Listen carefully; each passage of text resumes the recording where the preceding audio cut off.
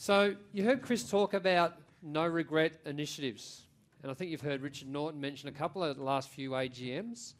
So one of the things that we've said to IBM, we've said go away and think about if you can have access, and don't get scared about this, it's just conversations at the moment. If you can have access to our industry, what would a joint IBM MLA no regret initiative be?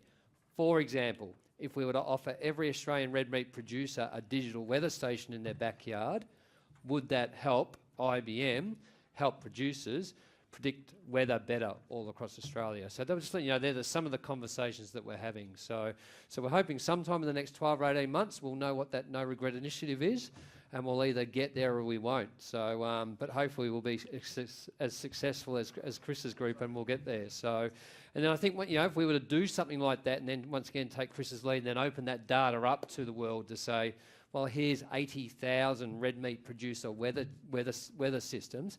Tell us what you can tell about our industry. Create us some apps. Create us some predictors. So, have we got a Q&A system working here? Why do I need an Opal card when I need an iPhone? I think that's probably... I think that's a great cheeky question, but I'm not going to let Chris answer that one, because actually I don't think that's... Although it's a great question, I'm sure Chris will take that back. I mean, I don't want to put you on the spot. I'm more than happy if you answer it, but I don't think it's relevant for... If you're using a contactless card, you can do it on light rail and ferry right now. You can use your watch, even one of those Bank West rings. So we're trialling it. We'll see how it goes. Yeah.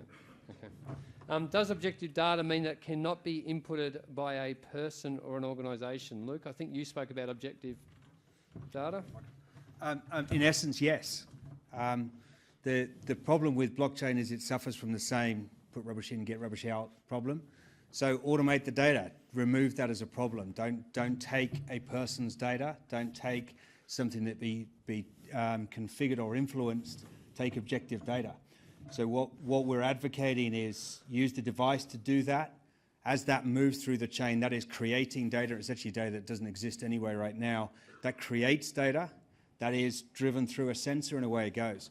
A really good way to look at it is the way the heavy goods vehicles system works now. If you've got your ECM controlling, like your empty data unit, has to go through a certain level of protocol with the government. It all then gets reported back up. There's no debate on where the vehicle was, how fast it was going, or anything else. That's an objective fact, and that changes every conversation around. When you go and argue with a carrier, that's an objective fact. So that's precisely what we're advocating for. Get away from, I promise you I did this. Don't scan it, don't input it, don't key it in. Absolutely let the device do the work.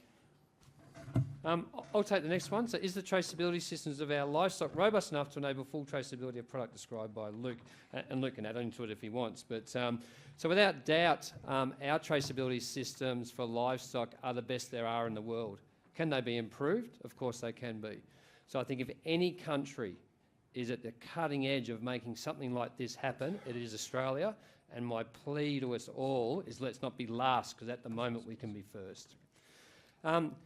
There was something about weather stations. There was something there. Will farmers be compensated for their weather station data? If that question's in response to my no regrets initiative with IBM, what we're potentially proposing is we will give you a weather station for free if you're happy to give us that data back.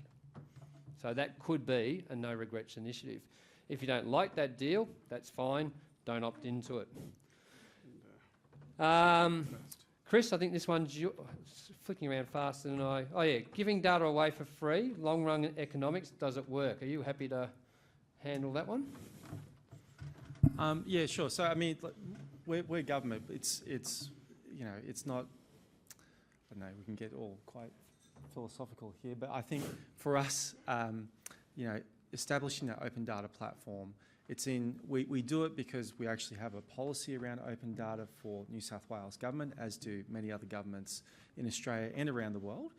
What we've decided to do with that policy is to open up as much as we can to really improve the customer experience, and that's kind of our approach to it.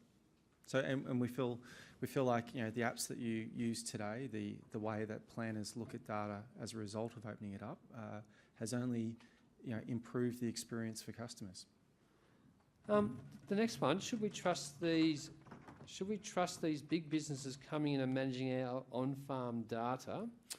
I'm actually going to hand it over to the group, but I'm just going to put a little segue in as I hand it over, which I don't think anyone here on the stage that I've heard, but maybe I haven't been listening correctly, is that for all once saying you have to have them come in and manage your data. So I'm not anyone say that's the way the world must work.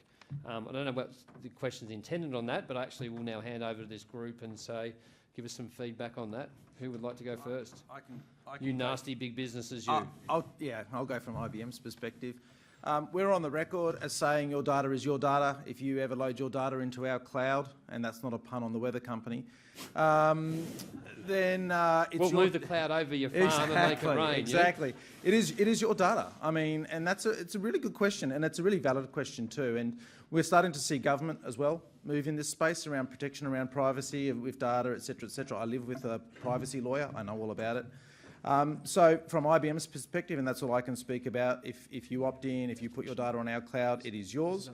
From a weather company perspective, the question around weather and data before as well is there is a massive benefit in crowdsourcing this kind of data, right?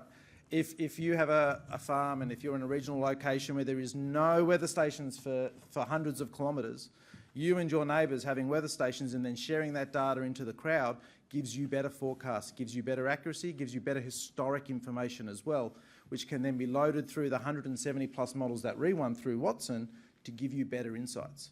So that's really what you're contributing to. I think, data, there's some data that's going to be price sensitive. I appreciate that. But data like weather data or that kind of information, there's probably going to be more you get out of it than you contribute, I would argue. I will address that farm data issue. IBM, protects your data, and it's data, like Jamie said, it's your data, and we will fully apply the privacy issues, and each and every government and every province has restrictions on it. We respect that, and we recently implemented GDPR. That's one of the European data regulations that we implemented across our organizations across the world. So, and also touching on the farm data, IBM is not an agribusiness. So when we get the farm data, we fully respect that, and we are not going to share with anybody. So, and we don't sell any of the seeds or chemicals or any of the farm tractor data back or any of those things back to the farmer. I'll have a go. No, is the simple answer. You shouldn't trust them, bluntly, with the greatest respect. And I'm not even a big business yet. No, you shouldn't. Just like you don't trust other organisations with things, what you need to do is trust that their structure, their mechanics and their technology protects your data, but you shouldn't trust them. So what you need to do is enforce that they've got the mechanisms to do that. Think of it more like a safety box at a bank. You don't actually trust the bank with what's in the safety box. You just trust the bank to look after the box. And think of your data the same way. You've got to find a provider that says, actually, yeah, I understand your model, I understand how it works, and I understand that it's always mine, and I understand how I can manipulate it, change it, make money from it, sell it, do whatever I choose to do with it. It's never actually yours. So no, I don't believe you need to trust the provider of that service at all. They should be able to show you the mechanism that creates that trust for you. It is never theirs, and you shouldn't be giving it to them. So, Richard Heath, are you happy to come up and answer the question, is it up to the marketplace, MLA, or go? Because if I answer it, I'm coming from an MLA perspective, so... Just to follow on from Luke's. Or you can answer the previous question if No, you no, want. no. But I'm going to follow on from Luke's answer to answer this question. In that, I think that the example so far, if we look at some other sectors of agriculture, so the cropping industry in particular, is that the market didn't trust the likes of John Deere and Case and others to protect their data, and there's been a big change and a big evolution in that industry now, where those companies have completely changed their policies, are moving much more onto open data platforms because they've recognised that the market wasn't following them. They weren't prepared to invest in their products where the perception was that the data was tied up, that it was proprietary, that it was protected. And they've changed strategy to make to be more open because that's where the market is. So I think the market will lead it with the caveat where there is not market failure.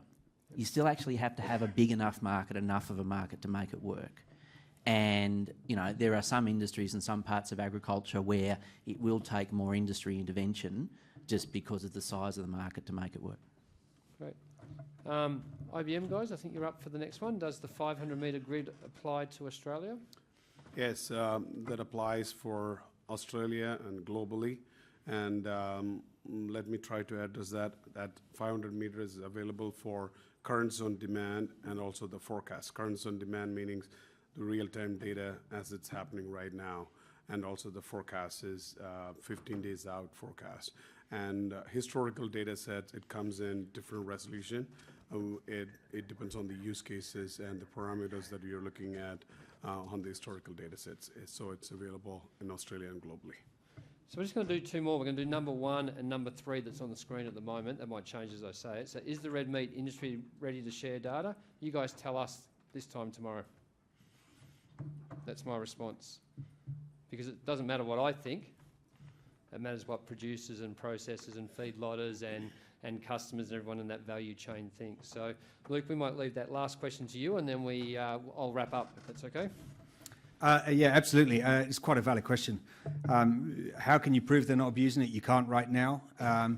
What you can do is we're going to start with tracking as far as we can track, which in realistic terms is really up to the till at this point, and well, really up to the shelf and sometimes up into the till.